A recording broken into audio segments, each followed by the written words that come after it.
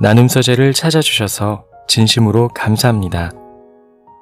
오늘도 지혜를 나누는 소중한 시간이 되길 기원합니다. 경험은 삶을 확장해 줍니다. 세상은 아는 만큼 보이기 때문입니다. 그러니 되도록 많이 경험해 봐야 합니다. 새로운 경험을 앞두고 두려운 마음이 든다면 그 순간이 인생의 전환점이 될 수 있다는 생각으로 한 걸음 내디뎌 보십시오. 오늘은 이와 관련된 생각 나눔과 함께 책 인생의 저력에 실려있는 이야기를 들려드리겠습니다.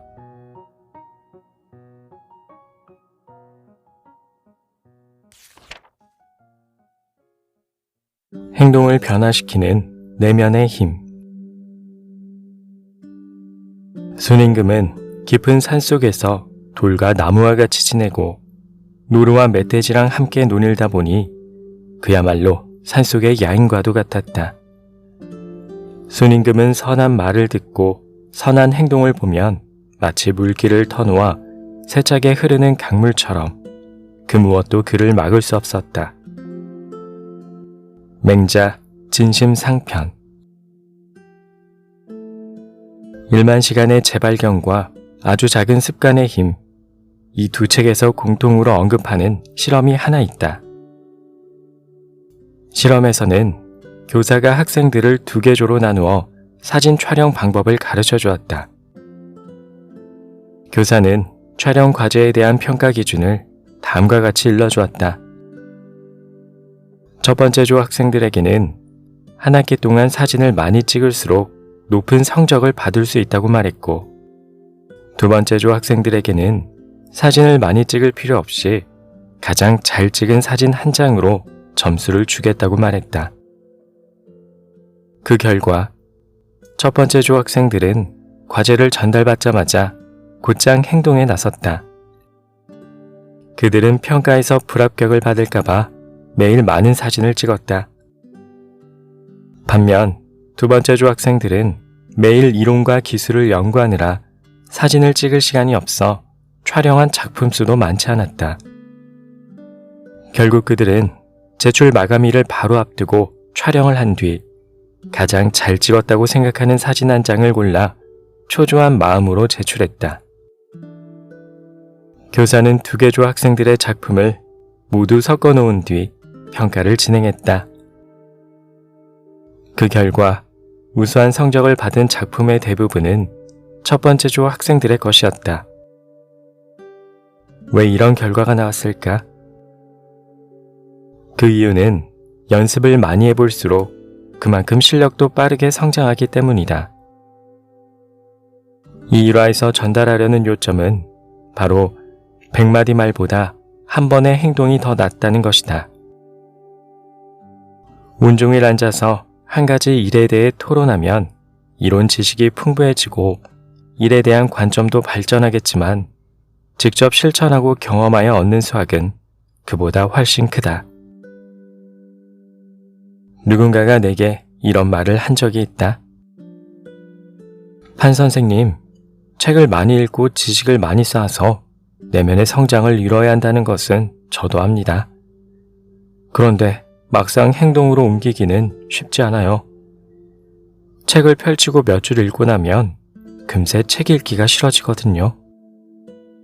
그래서 너무 궁금합니다. 선생님은 어떻게 매년 그렇게 많은 책을 읽을 수 있는지요? 나는 이렇게 대답했다.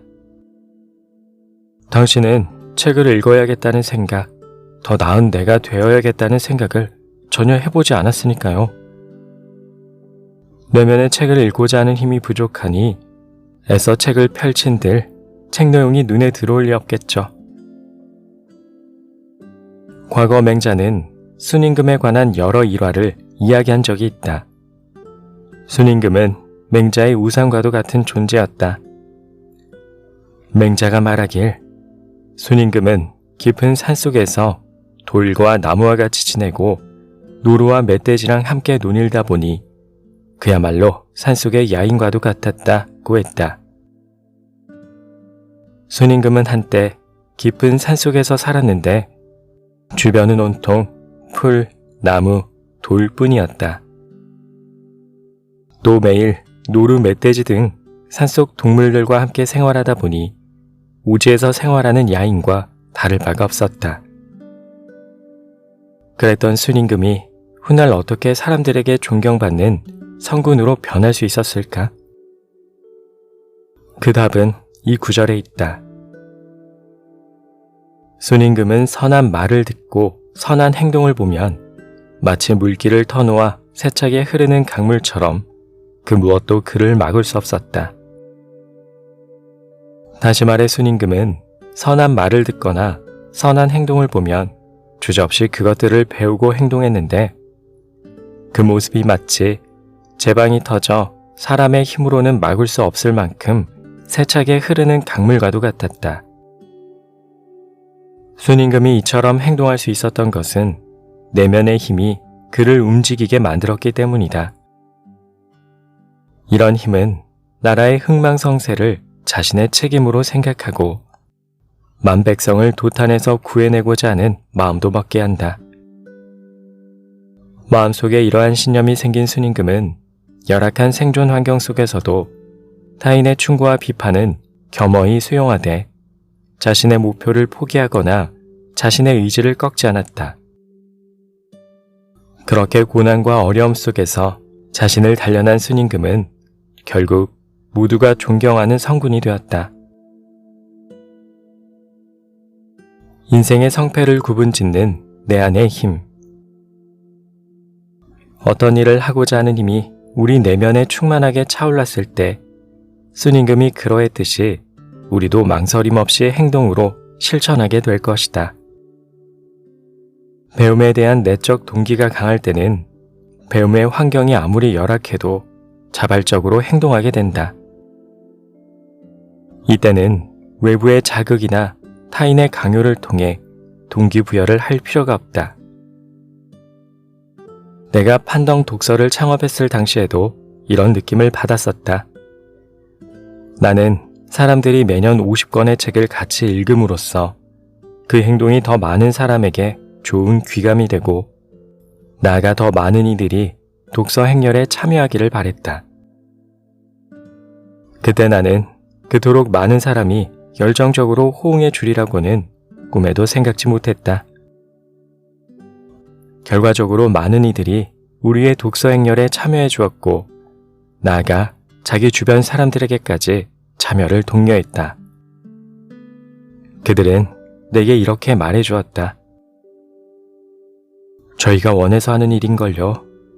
설령 이 일이 돈이 되지 않는다 해도 더 많은 사람이 책을 읽도록 만들 수만 있다면 기꺼이 할 겁니다. 누군가가 나를 채근하거나 등 떠밀지 않아도 내면에 어떤 일을 행하고자 하는 힘과 그 일에 대한 강렬한 기대가 있다면 그것은 우리의 행동을 이끄는 동력이 되어줄 것이다.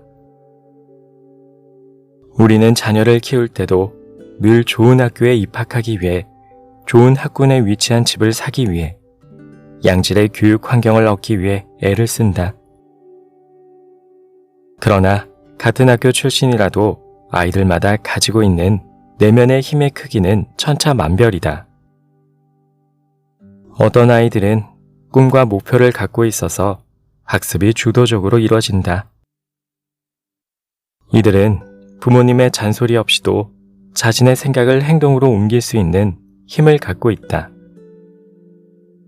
반면 목표의식과 기대하는 바가 없는 아이들의 경우 부모가 아무리 매일같이 타일러도 스스로 행동하는 힘을 갖기가 어렵다. 설령 부모가 어떻게든 노력해서 자녀를 좋은 대학에 보냈다 해도 자신의 인생에서 무언가를 이뤄냈다고 보기는 어렵다. 따라서 어떤 일을 시작하거나 어떤 목표를 이루고자 할 때 외적 조건만 모두 갖추면 그걸로 충분하다고 생각해서는 절대 안 된다. 내면의 힘이야말로 우리의 행동을 끌어내는 원동력이기 때문이다. 아울러 거침없이 흐르는 강물과 같은 행동력을 끌어내는 내면의 힘이 있느냐가 곧 인생의 성패를 구분짓는 제일 중요한 기준점이다.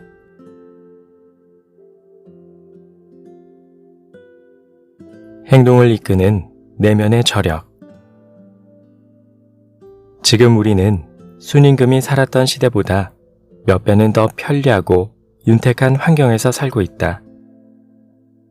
변하고자 마음만 먹는다면 순임금보다도 훨씬 더 쉽고 다양한 방법으로 목표한 바를 이룰 수 있다.